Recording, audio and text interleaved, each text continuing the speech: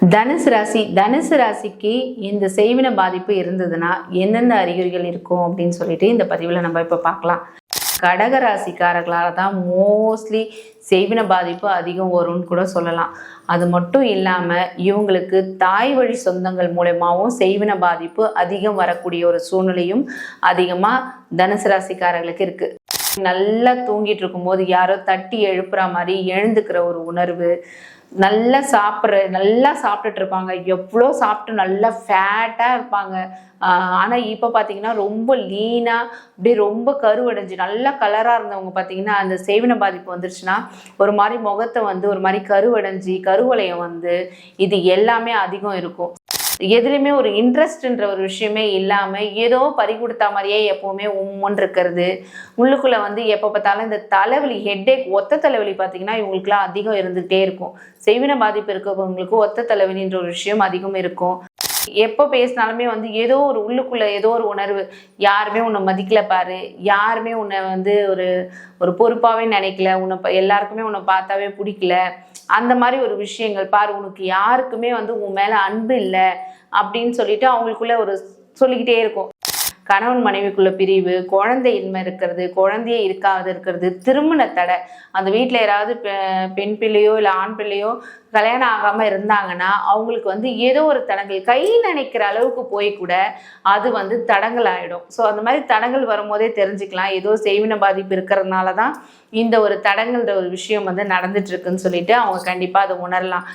கெட்ட கனவுகள் சொல்லுவாங்களே, இறந்தவங்க கனவுல வர்றது, எப்போ பார்த்தாலுமே இறந்தவங்க கனவுல அழுதுகிட்டே இருக்கிறது, இந்த மாதிரிலாம் இருக்கும்போது இது கண்டுபிடிச்சிடலாம். இறந்தவங்க அழுதுட்டு இருக்காங்கன்னா செய்வினை தான், இது நம்மளால நிம்மதியாக இருக்க முடியல, ஏதோ ஒரு பிரச்சனை இருக்குது அப்படின்னு சொல்லிட்டு நம்ம தெரிஞ்சுக்கலாம்.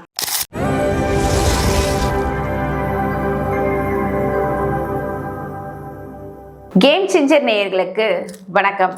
நான் உங்கள் நாகசக்தி அல்வாக்கு ஜோதிடர் கோமலகாந்தி. இன்னைக்கு நம்ம பார்க்க போகிற பதிவு என்னென்னா, ஒரு குடும்பத்தில் அதாவது ஒரு வீட்டில் செய்வினை இருந்ததுன்னா என்னென்ன பாதிப்புகள், என்னென்ன அறிகுறிகள் தென்படும்ன்றதை தான் நம்ம இந்த பதிவில் பார்க்க போகிறோம். ஏன்னா இப்போ எங்கே பார்த்தாலுமே செய்வினை தான். எந்த ஒரு விஷயம் எடுத்தாலும் செய்வினை இல்லாமல் இருக்கிறது இல்லை. எல்லாருமே பார்த்தீங்கன்னா இப்போ சின்ன விஷயங்களுக்கு கூட செய்வினை செஞ்சிடறாங்க. இப்போ ஒரு பக்கத்தில் ஒரு எக்ஸாம்பிள் சொல்லணும்னா, ஒருத்தவங்க வீட்டு பக்கத்தில் பைக் நிறுத்தி இருந்தால் கூட அந்த பைக் ஏன் நிறுத்தினேன்னு சொல்லி பக்கத்து வீட்டுக்காரன் கேட்டாவே அவனுக்கு செய்வினை வேடான்ற மாதிரி செய்வினை செஞ்சு ஏதாவது ஒரு பாதிப்புக்குள்ளாக்கிடுறாங்க. ஸோ அந்த செய்வினை இருந்தால் அந்த வீட்டில் என்னென்ன அறிகுறிகள்லாம் தென்படும், அவங்களுக்கு எல்லாம் என்னென்ன பாதிப்புகள் வரும்ன்றதை தான் நம்ம இந்த பதிவில் இப்போ நம்ம பார்க்க போகிறோம். தனுசு ராசிக்கு இந்த செய்வின பாதிப்பு இருந்ததுன்னா என்னென்ன அறிகுறிகள் இருக்கும் அப்படின்னு சொல்லிட்டு இந்த பதிவில் நம்ம இப்போ பார்க்கலாம்.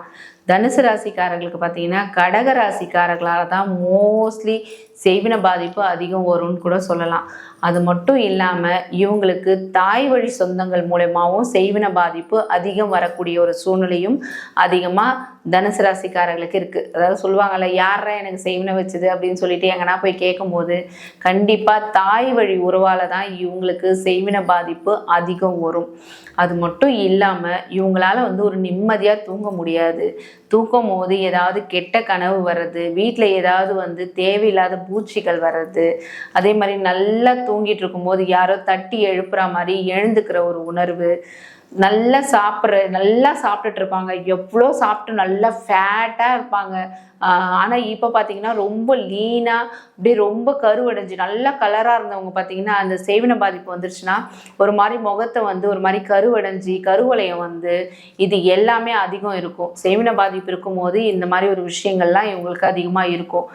அதே மாதிரி இவங்களுடைய அந்த ட்ரெஸ்ஸு கூட பார்த்தீங்கன்னா நல்லா ட்ரெஸ் பண்ணுவாங்க. இப்போ ரொம்ப ஒரு மாதிரி ட்ரெஸ்ஸிங் சென்ஸே இல்லாமல், அதே மாதிரி ஒரு எதுலையுமே ஒரு இன்ட்ரெஸ்ட்ன்ற ஒரு விஷயமே இல்லாமல் ஏதோ பறி கொடுத்தா மாதிரியே எப்போவுமே உம்முன்னு இருக்கிறது. உள்ளுக்குள்ளே எப்போ பார்த்தாலும் இந்த தலைவலி, ஹெட்டேக், ஒத்த தலைவலி பார்த்தீங்கன்னா இவங்களுக்குலாம் அதிகம் இருந்துகிட்டே இருக்கும்.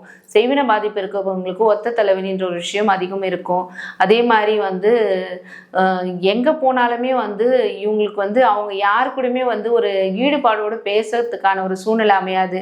அது எப்போ பேசினாலுமே ஏதோ ஒரு உள்ளுக்குள்ளே ஏதோ ஒரு உணர்வு, யாருமே உன்னை மதிக்கல பாரு, யாருமே உன்னை ஒரு பொறுப்பாகவே நினைக்கல, எல்லாருக்குமே உன்னை பார்த்தாவே பிடிக்கல, அந்த மாதிரி ஒரு விஷயங்கள் பாரு, உனக்கு யாருக்குமே உன் மேலே அன்பு இல்லை அப்படின்னு சொல்லிட்டு அவங்களுக்குள்ள ஒரு சொல்லிக்கிட்டே இருக்கும். இப்போ வந்து ஒரு சந்தேக புத்தியை வந்து கொடுத்துட்டே இருக்கும் வந்து இது எல்லாமே. இந்த சந்தேக புத்தி வரும்போது என்ன ஆகும்னா, உங்களுடைய அதாவது ஆப்போசிட்ல இருக்கிறவங்க கிட்ட உங்களுக்கு பிரச்சனை வந்துடும். அதாவது ஹஸ்பண்டா இருந்தா மனைவி கிட்டயோ, மனைவியா இருந்தா கணவன் கிட்டயோ பார்த்தீங்கன்னா இந்த சந்தேக புத்தின்ற ஒரு விஷயம் வந்து கொண்டு வந்து விட்டுடும்.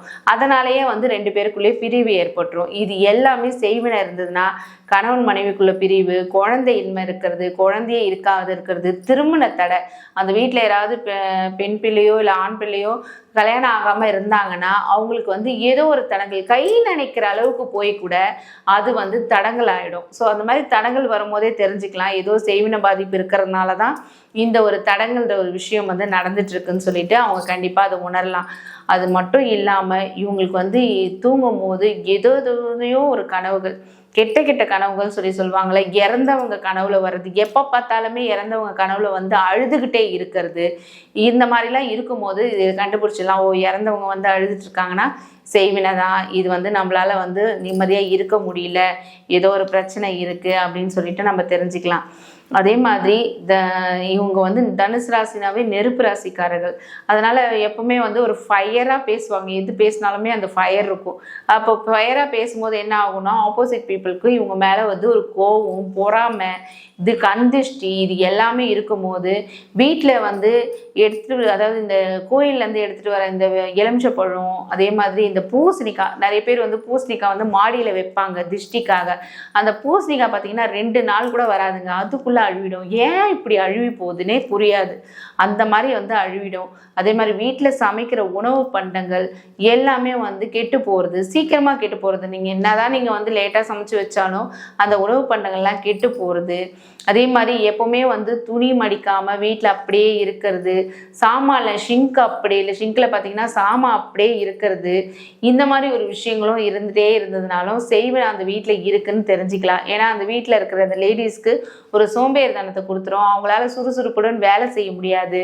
எப்போ பார்த்தாலுமே ஒரு மந்தத்தன்மை, குளிக்க மாட்டாங்க, 2 நாள் 3 நாள் ஆனால் கூட குளிக்காமல் உட்காந்துருக்கிறது, இது எல்லாமே பார்த்திங்கன்னா செய்வினைக்கான அறிகுறியாக தான் இருக்கும்.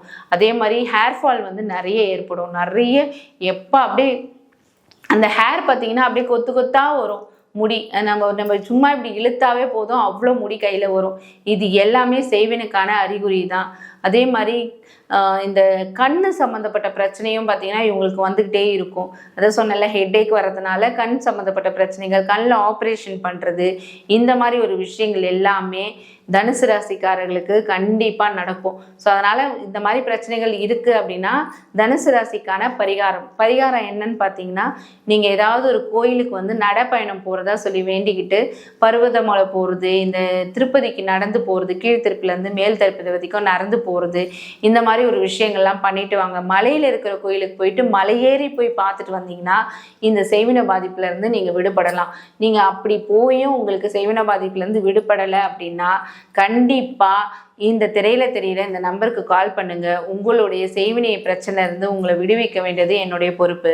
கண்டிப்பாக உங்களுடைய செய்வினை பிரச்சனை இருந்து விடுவித்து உங்களுக்கு மகிழ்ச்சின்ற ஒரு விஷயத்தை நான் கண்டிப்பாக உங்களுக்கு கொடுப்பேன்.